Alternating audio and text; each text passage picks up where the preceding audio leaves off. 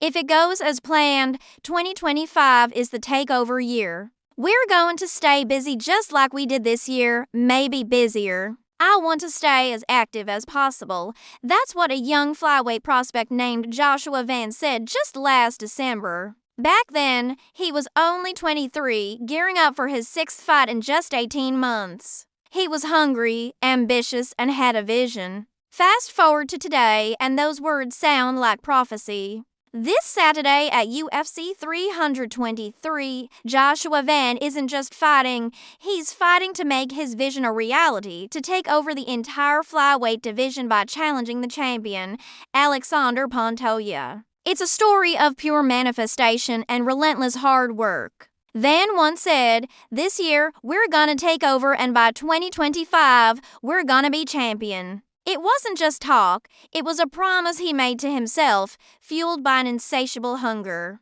A loss to Charles Johnson could have derailed him, but instead, it lit a new fire. He says something just sparked inside him. He never wanted to be outworked or lose a fight because of something he failed to do in camp. That spark turned into a wildfire. He beat Cody Durden, then stepped in on short notice to dominate Ray Tsuruya. Just 3 months later, he was back, facing Bruno Silva. Van weathered an early storm and came back to finish Silva with a brutal combination of body shots and hooks against the fence. Most fighters would take a well-deserved break, but not Joshua Van. As he was about to celebrate his victory, his phone buzzed.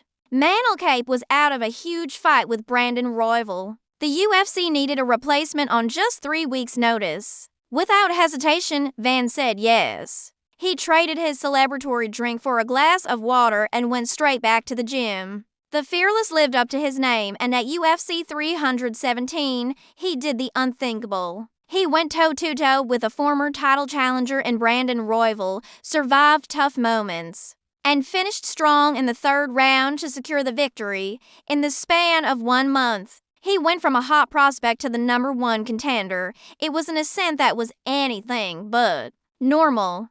But for Van, it felt natural. He believed in his coaches, he believed in his hard work, and now he has the opportunity to prove it to the world. Standing in his way is the dominant champion, Alexandre Pantoja. The cannibal is on an 8-fight winning streak, looking for his 5th title defense. He's a veteran who has faced the best of the best, and many are already talking about his place among the division's all-time greats. He's beaten top contenders, former champions, and looks more dangerous every time he steps into the octagon. He's a legend in the making. And how does Van feel about facing such a formidable champion? He's excited. He's genuinely thrilled. He says his mom was asking him why he keeps smiling before a fight. And his answer is simple. He's just happy to be getting back in the cage. He respects Pantoja, calling him a legend at his highest point, and feels blessed for the opportunity to fight him.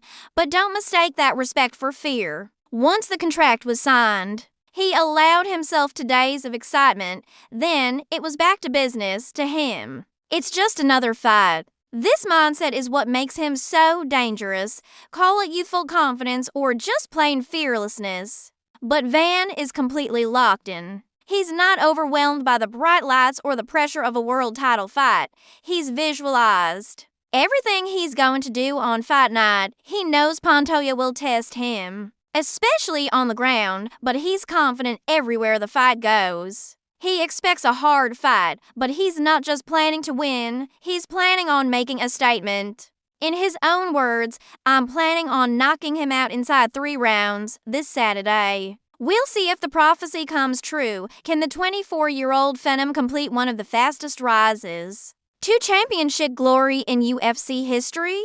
Or will the reigning king, Alexandre Pantoja, prove that there are levels to this game? It's a classic clash of a young, hungry lion against an established, dominant champion. A takeover is promised. A legend stands in the way. Make sure you don't miss a second of it. Thanks for watching.